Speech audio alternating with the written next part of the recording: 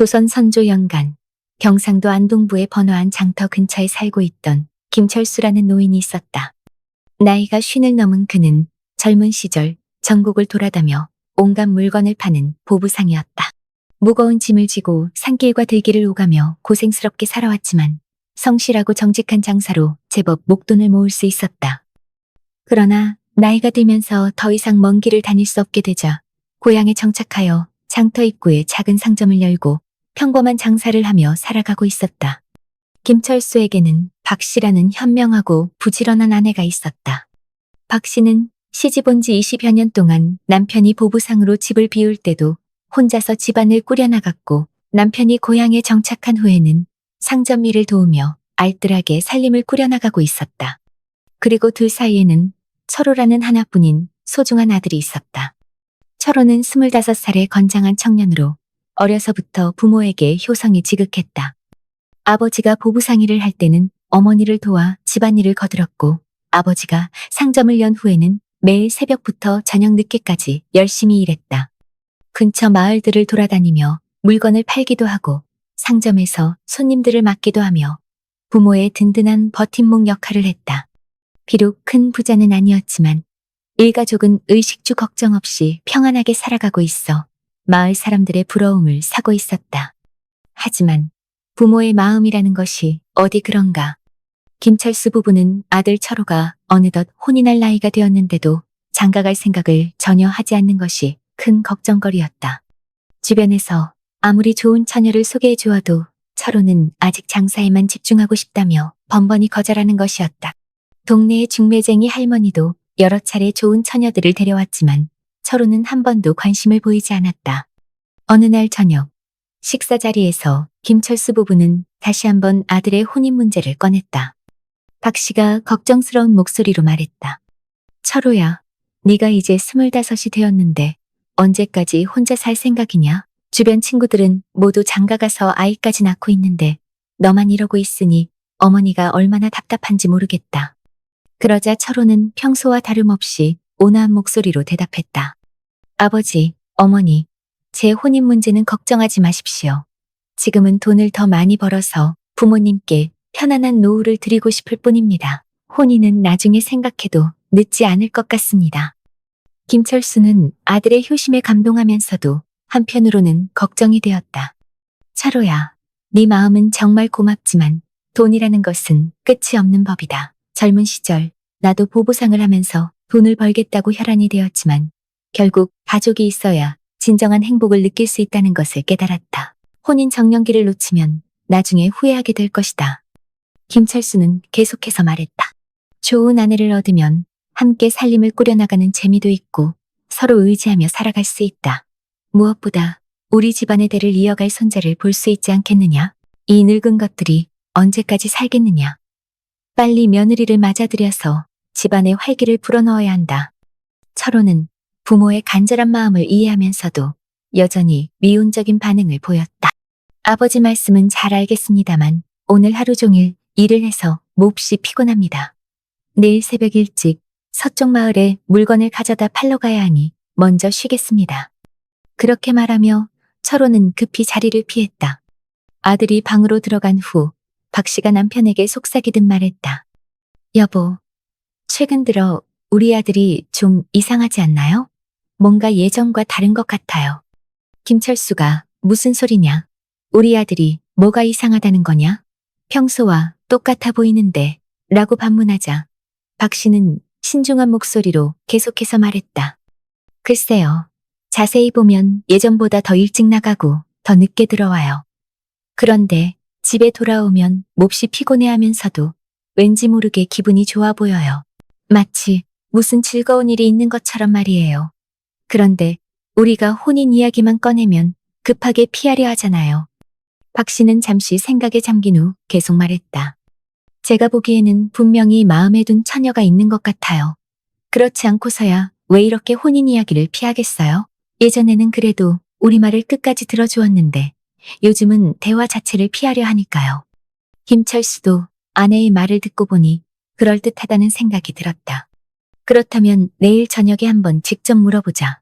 만약 정말 마음에 둔 처녀가 있다면 중매쟁이를 시켜서라도 혼담을 성사시켜야지. 그래야 빨리 손자 얼굴을 볼 수 있을 것 아니냐. 우리도 이제 나이가 들어가는데 언제까지 기다릴 수는 없지 않느냐. 다음 날 아침 일찍 철호는 평소보다도 더 서둘러 장사를 하러 떠났다. 김철수 부부는 상점에서 손님을 맞으며 하루를 보내고 있었는데 평소보다 마음이 어수선했다. 아들의 일이 계속 신경 쓰였기 때문이었다. 그런데 오후가 되자 마을의 중매쟁이 할머니가 상점을 찾아왔다.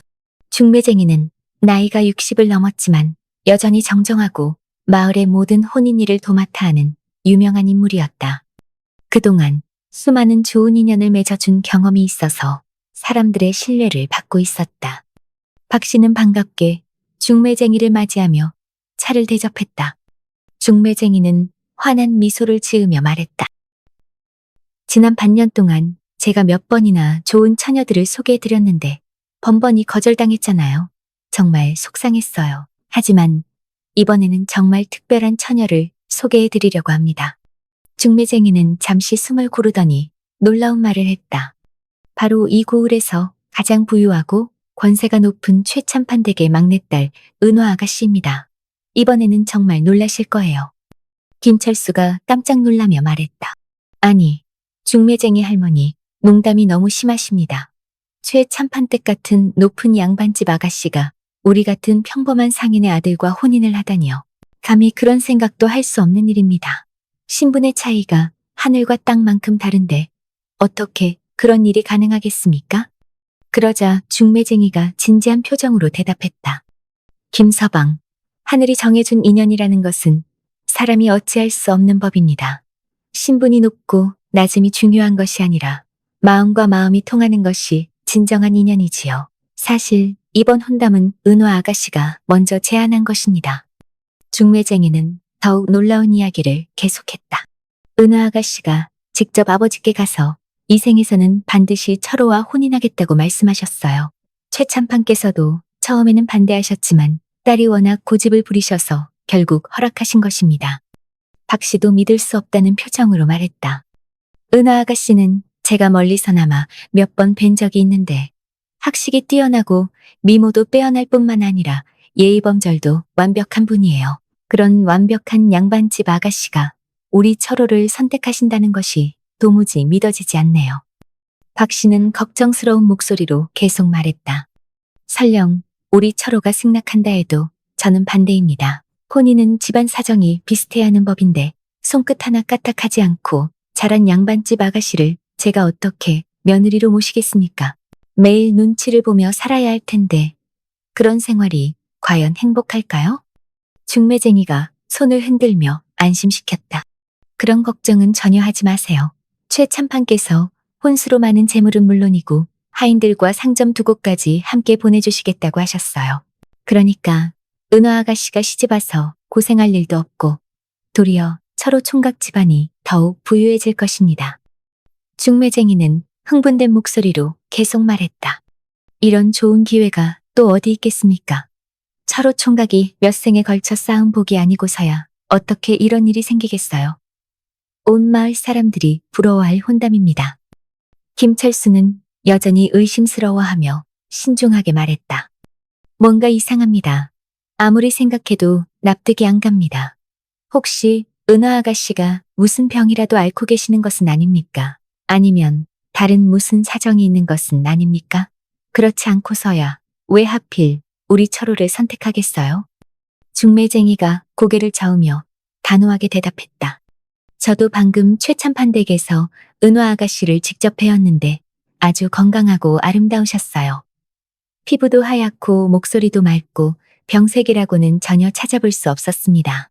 은하 아가씨가 왜 철호 총각을 선택했는지는 저도 정확히 모르겠지만 이렇게 좋은 혼담을 왜 거절하려고 하십니까? 김철수 부부는 여전히 이해할 수 없어 했지만 너무나 놀라운 제안이라 당장 답을 할 수 없었다.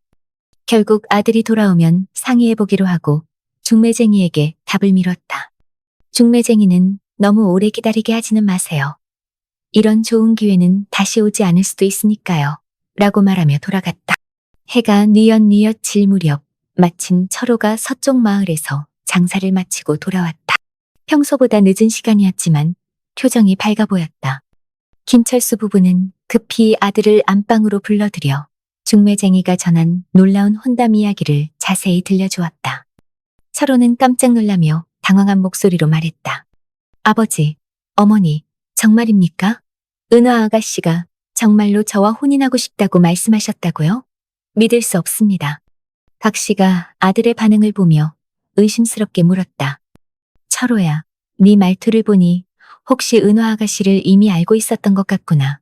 그렇지 않고서야 왜 이렇게 놀라면서도 기뻐하는 표정을 짓겠느냐? 그래서 지난 반년 동안 우리가 소개해준 다른 처녀들을 모두 거절했던 거냐? 박 씨는 더욱 추궁하듯 말했다. 너희 둘이 어떻게 알게 되었는지 정직하게 말해보거라. 어머니를 속이면 안 된다. 그제서야 철호는 지난 반년 동안 숨겨왔던 이야기를 털어놓기 시작했다. 그의 이야기는 마치 소설 같았습니다. 지난 봄날 어느 날 제가 서쪽 마을에 장사를 하러 가던 길이었습니다. 강변길을 지나가는데 은하 아가씨가 하인과 함께 꽃구경을 나오신 것을 보았습니다. 아가씨는 강가에 핀 아름다운 복숭아꽃을 따려고 하시더군요. 철호는 잠시 숨을 고르며 계속 말했다. 그런데 그만 발을 헛디뎌서 물에 빠져버리셨습니다. 하인은 수영을 할 줄 몰라서 어찌할 바를 모르며 도움을 요청하며 소리를 질렀습니다. 마침 그곳을 지나던 제가 급히 물에 뛰어들어 아가씨를 구해냈습니다. 하지만 아가씨는 물을 많이 마셔서 의식을 잃은 상태였습니다. 급한 마음에 저는 입으로 숨을 불어넣어 아가씨를 깨웠습니다. 다행히 아가씨가 의식을 되찾으셔서 큰 사고는 면할 수 있었습니다.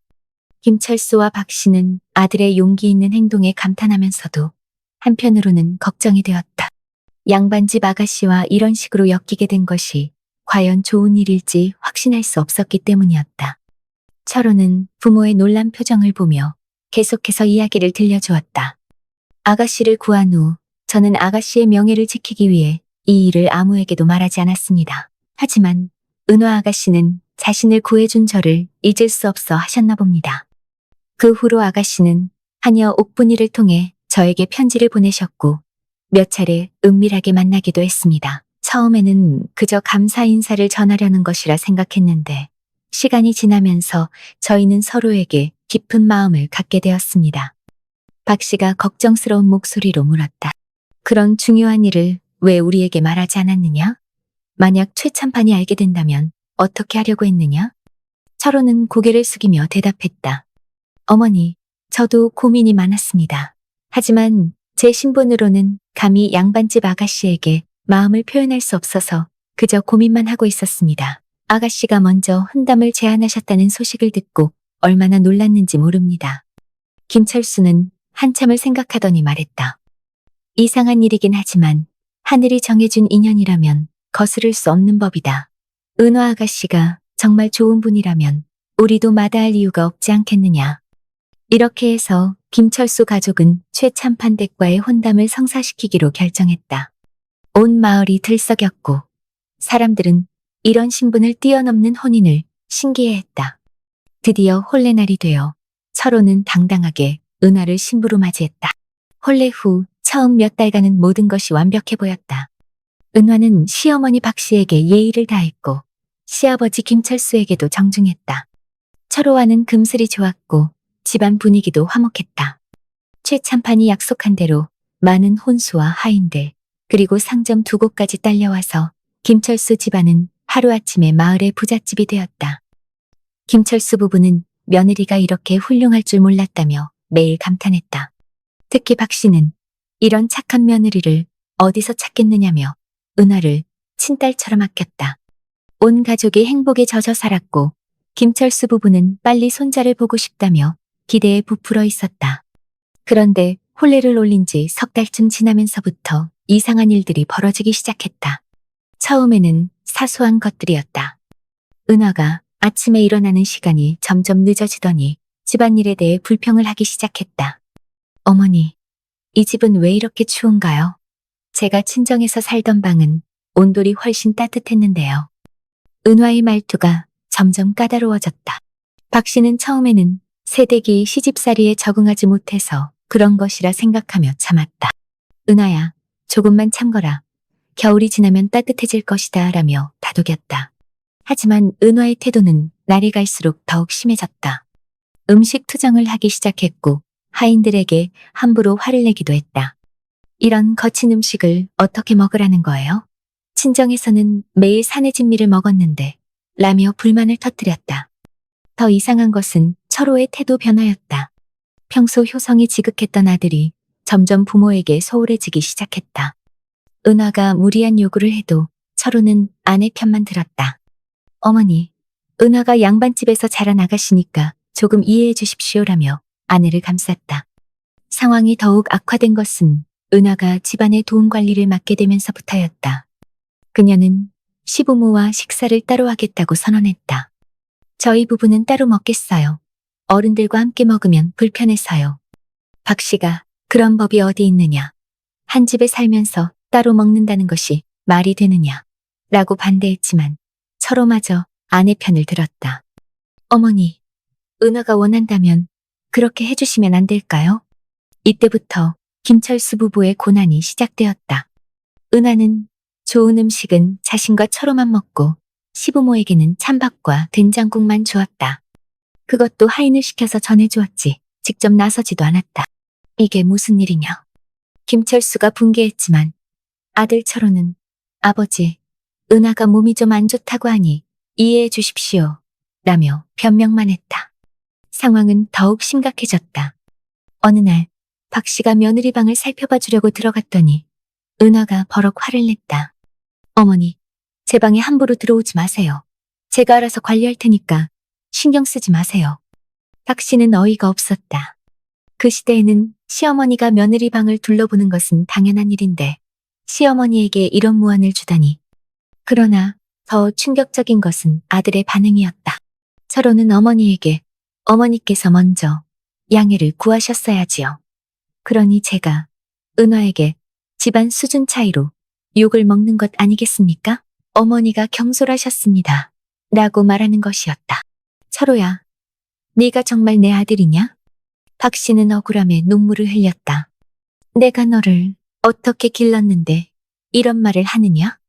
하지만 철호는 냉정했다. 어머니, 은하는 제 아내입니다. 아내를 우선해야 하는 것이 남편의 도리 아닙니까? 그날 밤 박 씨는 남편에게 울먹이며 말했다. 여보, 우리가 뭔가 잘못 판단한 것 같아요. 은화가 처음에 보여준 모습은 가면이었나 봐요. 이제 진짜 모습을 드러내는 것 같아요. 김철수도 고개를 끄덕였다. 나도 이상하다는 생각이 든다. 하지만 이미 혼인을 했는데 어떻게 하겠느냐. 참고 견뎌야지.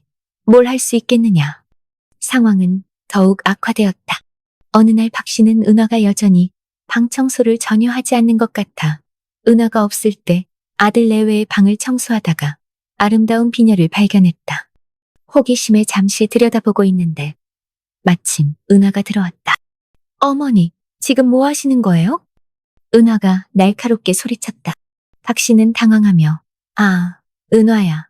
방이 너무 먼지가 쌓인 것 같아서 청소를 해주다가 이 예쁜 비녀를 보게 되어서 라고 말했지만 은하는 들을 생각이 없었다. 어머니가 제 비녀를 훔치려 하신 건가요? 은화의 목소리가 차갑게 식었다. 뭐라고? 내가 네 물건을 훔친다고? 박 씨는 너무 억울해서 말이 나오지 않았다. 마침 그때 철호가 들어왔다. 은하는 즉시 남편에게 매달리며 울기 시작했다. 여보, 어머니가 제 비녀를 가져가려고 하셨어요. 저는 너무 무서워요. 철호는 망설이지 않고 어머니를 다그쳤다. 어머니, 어떻게 이런 일을 하실 수 있습니까? 며느리 물건에 손을 대시면 안 되지 않습니까? 박 씨는 천정이 무너지는 기분이었다. 철호야, 어머니가 정말 그런 사람으로 보이느냐? 나는 그냥 청소를 하다가. 하지만 철호는 듣지 않았다. 어머니, 은화에게 사과하십시오. 그 순간 박 씨는 너무 큰 충격을 받아 그만 쓰러지고 말았다. 가슴이 답답하고 숨이 막혀서 정신을 잃었다. 김철수가 급히 달려와 아내를 부축했다. 여보, 정신 차려. 무슨 일이냐? 그런데 이때 이상한 일이 벌어졌다. 김철수는 며칠 전 우연히 만났던 한 도사가 떠올랐다. 그 도사는 집안에 이상한 기운이 감돌고 있으니 조심하라며 부적 한 장을 주고 갔었다. 김철수는 그때는 믿지 않았지만 지금 상황을 보니 뭔가 이상했다. 김철수는 몰래 품에서 부적을 꺼내어 은화의 등에 붙였다. 그 순간 놀라운 일이 벌어졌다. 은화가 갑자기 비명을 지르며 쓰러졌고 그녀의 몸에서 검은 연기가 나오더니 큰 뱀으로 변했다. 으아! 이게 무슨 일이야? 서로가 놀라 외쳤다. 갑자기 정신이 맑아진 것 같았다. 그때 도사가 나타났다. 드디어 이놈이 정체를 드러냈군요. 도사는 능숙하게 뱀을 잡아 병에 넣었다. 도사님, 이게 도대체 무슨 일입니까? 김철수가 물었다. 도사가 설명했다. 이 뱀은 오래전에 이 집안과 인연이 있는 요괴입니다. 김철수 어르신은 젊었을 때 큰 구렁이와 만난 적이 있습니까? 김철수는 깜짝 놀라며 대답했다. 네, 제가 20살 때 홀로 물건을 팔러 멀리 가야 해서 와룡산을 넘어야 했습니다. 그날따라 해가 일찍 지고 보름달이 불그스름하게 떠서 불길한 마음의 숲에서 모닥불을 피웠는데 날이 추워서 그랬는지 까치 가족이 모닥불 근처에 자리를 잡고 휴식을 취했었죠. 저는 그 모습을 보고 신기해하며 일찍 잠에 들었습니다. 한참 자고 있는데 갑자기 온몸에 한기가 들어 눈을 떴더니 사람 허리 두께의 큰 구렁이가 제 옆에 와 있던 까치 가족을 삼키려고 하는 게 아니겠을까. 순간 몸이 얼어붙었지만 까치 가족이 곧 삼켜질 것 같고 자신에게도 해를 끼칠 것 같아 용기를 내어 팔려고 짐에 넣어둔 칼로 구렁이를 찔렀습니다. 구렁이는 울부짖으며 까치를 뱉어낸 후 저에게 달려들었고 저는 옆을 둘러보다 모닥불이 있는 것을 보고 모닥불을 달려드는 뱀의 입 안으로 쑤셔넣고 옆으로 굴러 피했습니다. 그러자 그 구렁이는 고통의 비명을 지르며 숲속으로 사라졌지요. 김도사는 고개를 끄덕이며 얘기했습니다. 그랬군요. 김철수 어르신이 싸웠던 그 뱀은 500년 동안 수행을 하고 500년째 되는 붉은 달이 뜨는 밤에 까치를 삼켜 용으로 승천하려고 했던 뱀요괴였습니다. 하지만 마지막 500년의 소원이 이루어지려는 찰나 어르신의 방해로 영원히 용으로 승천하지 못하게 되었습니다. 이에 깊은 원한을 품고 수행을 쌓아 인간으로 변신해 김철수 어르신 댁을 찾은 것입니다.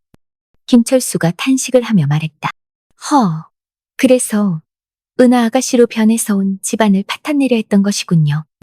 도사는 고개를 끄덕였다. 다행히 제때 발견해서 큰 해를 막을 수 있었습니다. 진짜 은하 아가씨는 지금 산속 뱀 요괴의 동굴에 잠들어 있을 것입니다.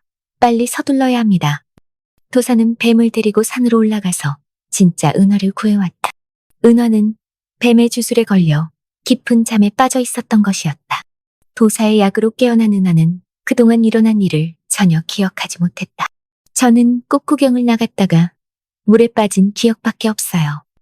은화가 말했다.